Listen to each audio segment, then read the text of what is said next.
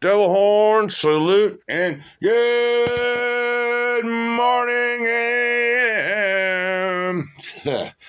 The best morning show on the donkey. Good morning, guys. It's Friday. Get it? Friday. Let's get fried today. Smoking Marlboro cigarettes and drinking bottled water. Horn salute, my hitters. God, it's been a rough night. It's been a very rough night. Strat, Dr. Deacon, Danny Death. Horn salute, my bro. Good morning. Little Grizz 84 with the magic horn out there on the west coast. Good morning, sir.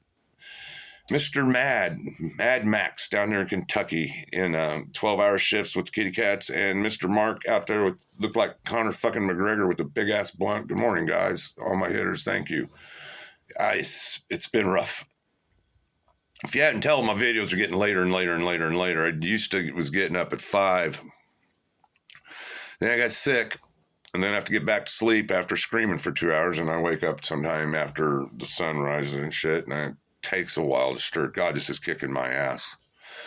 I don't know how much a fucking human body could fucking take. This is amazing. My doctor said you must have one hell of a constitution. I got to think about it. Well, yeah, I was in the Army.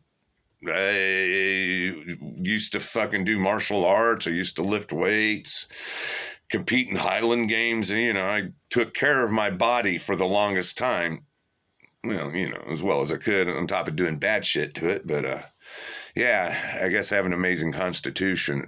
Jesus Christ. I always say that paratroopers are hard to kill. We're like cockroaches. There's a lot of us, and we're awful hard to fucking kill, so let's check on my fucking crew. We've got an important date today to fucking strike, man. Looking outside the window.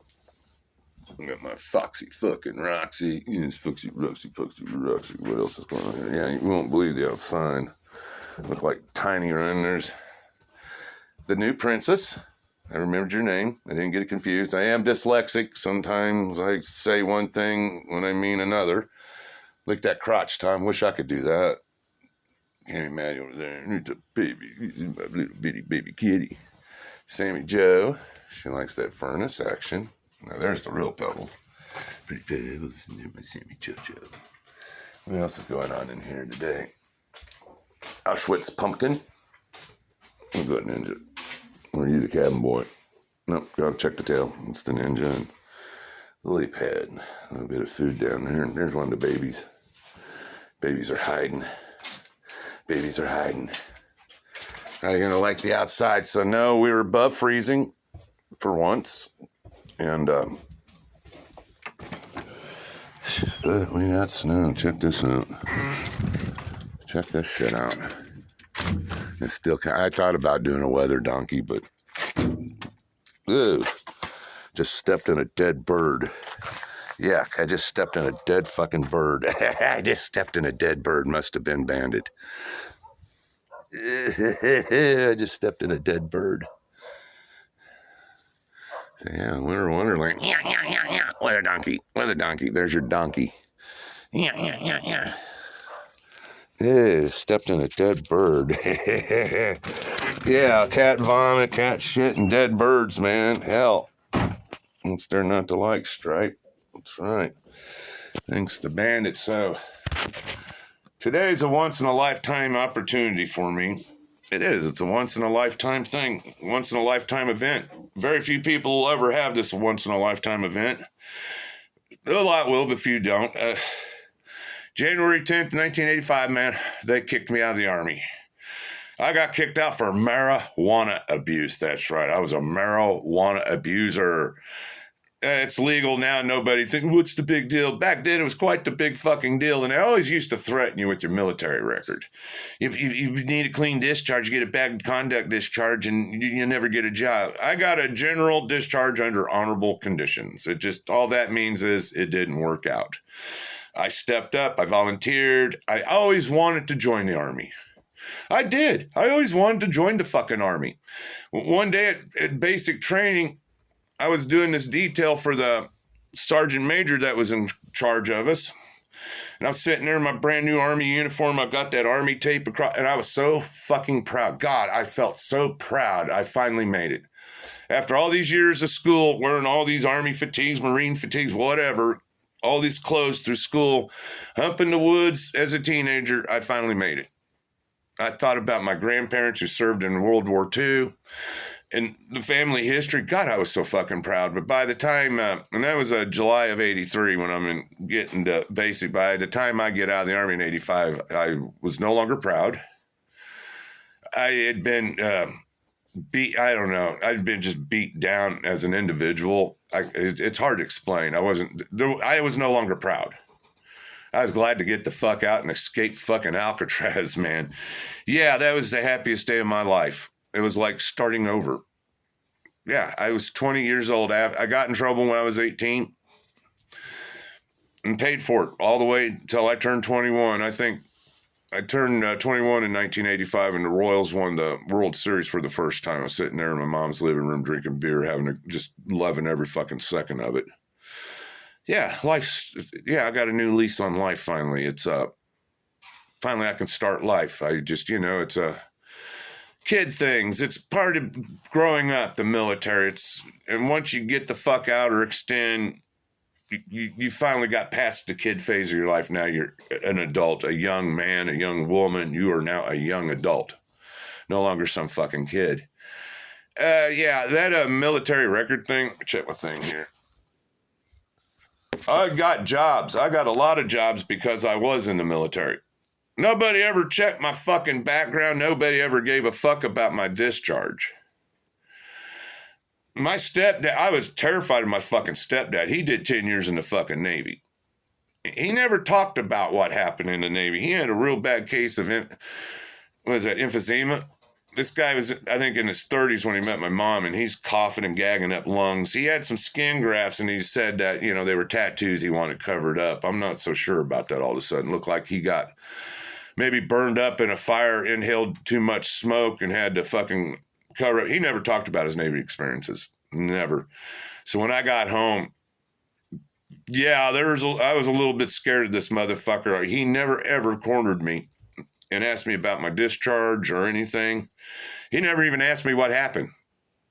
We never, ever talked about my military experience. I tried to, before I went in, I asked him about a brig one time, and he shut me down real quick. I said, dude, what's this brig thing? Because they're killing people in the brig. I don't talk about it. Okay, dude. No, we never talked. No, I just know one day I was in the asphalt truck with him and this old guy, and they're looking at my tattoo. I've got this Army tattoo. Smith, silent and deadly, and they're just sitting there fucking with me, and I just said, fuck you, leg. Hey, I looked over, he's a fucking squid leg. Fuck you, squid leg. I mean, that stopped it there. He didn't, there was no repercussions on me like normally would have been, but there wasn't no respect. I got no respect whatsoever after I got out. I could have put 20 years in and still got no respect. I had this boss at a paint store. He was a ex-drill sergeant, and he didn't get much respect. We knew he was in the Army. He was an ex-drill sergeant, but nobody had any respect for this guy whatsoever because of what he done. And just find out they respect the man, the individual, and the character, and not what you've done in the past. Yeah, it's, I always wanted to go in, like I said. I was proud at one time, but by the time I'm getting kicked out, what a disappointment. And you catch on real quick. See, the recruiters won't tell you about the runs and all the bullshit involved and bad company commanders, bad sergeants, and just a bad environment, period. No, you go from being proud to disappointed. And then you realize, too, what a waste of my fucking time in life. Yeah, I mean, I put the time in as a kid to get my body ready and my mind ready for the Army in the woods and everything I was doing, but after it's said and done, I got the training I wanted. Yeah, I got all the training I wanted. And I got a little bit of an experience, but it wasn't good. I think the best thing that happened was when I got the chance to go down to Ranger Camp in Florida for the week. We got to play war games with the Rangers. That was neat as fuck, and that's about as close to the experience I got. Just what a disappointment, man. No, my first sergeant asked me, goes, Army ain't for you, private. And when you first sergeant talks to you, the unwritten rule is it's a simple yes and no. You don't have a conversation with the man. Just don't. This guy was a Vietnam vet. He was in the 4th Infantry Division. We had a lot of respect for our first sergeant, okay? But if the man asked you a question, it was just a simple yes and no. Unless you were privately in his office talking to him, which never happened. You didn't say it. It just goes, Army ain't for you. I wanted to say, yeah, I love the field, but I hate the rest. Oh, yeah, I love the field. Throw me out in the fucking woods with a gun. Shit. Natural environment all day long. Yeah, I could hang all day long, but you get me in garrison. I'm not a barracks soldier. I'm not pretty. I'm not clean.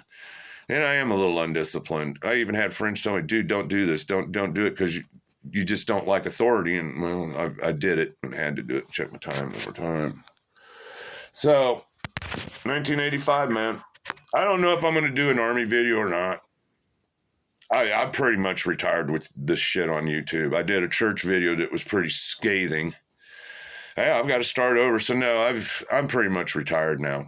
I'm getting used to the idea I don't have to work now. I don't have to keep posting videos.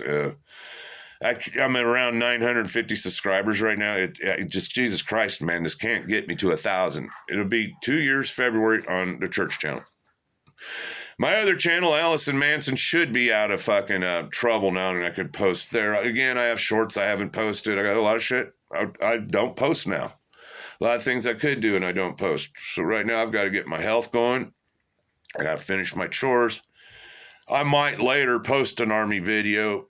I don't even remember. It would be 80-something when I stopped. Yeah, when I was doing these Army videos, some did good, some didn't. And towards the end, it was just after Vets Day, it just wasn't getting no movement at all.